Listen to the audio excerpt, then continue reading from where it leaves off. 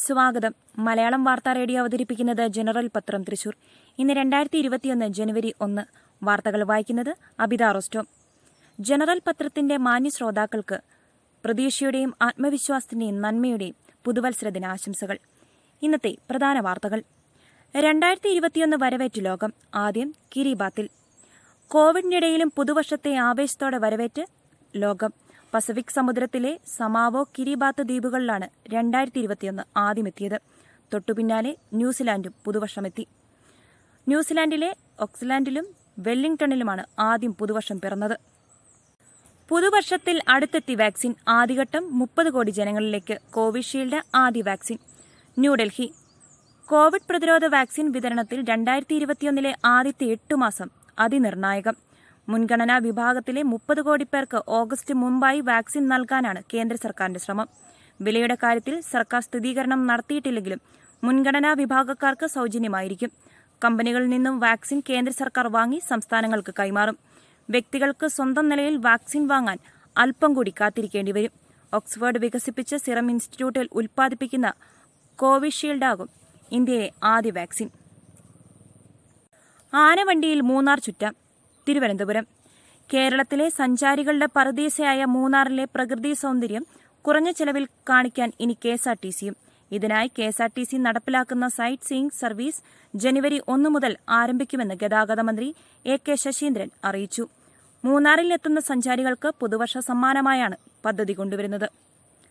കർഷകരും പുതുവർഷം ആഘോഷിച്ചു. സ്മരണയുടെ ദീപം തെളിച്ച്. ന്യൂഡൽഹി. വിവാദ കാർഷിക നിയമങ്ങൾ പിൻവലിക്കണമെന്ന ആവശ്യത്തിൽ ഉറച്ച് കർഷക സംഘടനകൾ.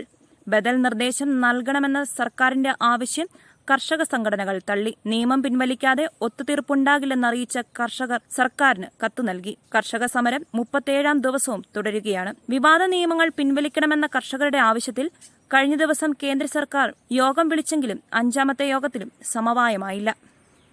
മതപരിവർത്തന വിരുദ്ധ നിയമത്തെ പിന്തുണച്ച പ്രതിരോധ മന്ത്രി. ന്യൂഡൽഹി.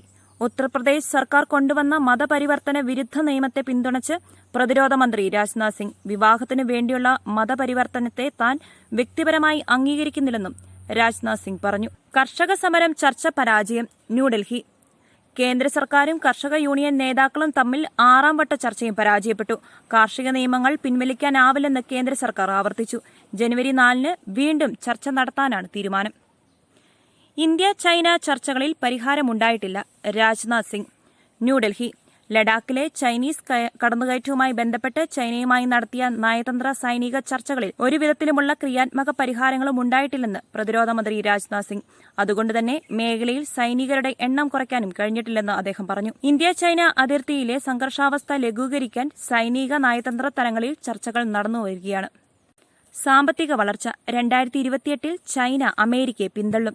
ലണ്ടൻ. ചൈന അമേരിക്കയെ പിന്തള്ളി 2028 ലോകത്തെ ഏറ്റവും വലിയ സാമ്പത്തിക ശക്തിയാകുമെന്ന് റിപ്പോർട്ട്. ആഗോള GDPയിൽ അമേരിക്കയ്ക്കുള്ള പങ്കാളിത്തം 2021 മുതൽ കുറഞ്ഞു തുടങ്ങുമെന്നും ക്രമേണ ചൈന അമേരിക്കയെ പിന്തള്ളുമെന്നും Centre for Economic and Business Research വാർഷിക റിപ്പോർട്ടിൽ ചൂണ്ടിക്കാട്ടി.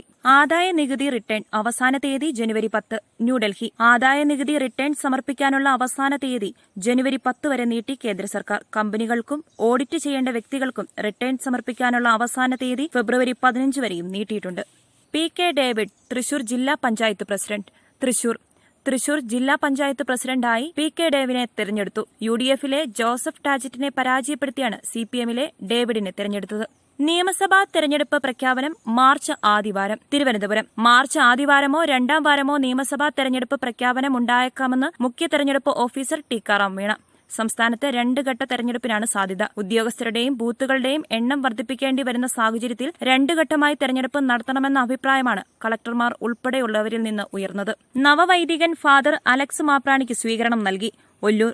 ഫൊറോനപ്പള്ളി ഇടവകയിൽ നിന്നും തിരുപ്പട്ടം സ്വീകരിച്ച നവവൈദികൻ ഫാദർ അലക്സ് മാപ്രാണിക്ക് ഇടവകയുടെ സ്വീകരണം നൽകി. Major seminary rector Father Jaison Koonamplackal അധ്യക്ഷത വഹിച്ചു. വാർത്തകൾ കഴിഞ്ഞു. നന്ദി. കൂടുതൽ വാർത്തകൾക്കായി ഞങ്ങളുടെ വെബ്സൈറ്റ് മലയാളം യൂണിക്കോഡിലുള്ള general.com അഥവാ general.net.in സന്ദർശിക്കുക.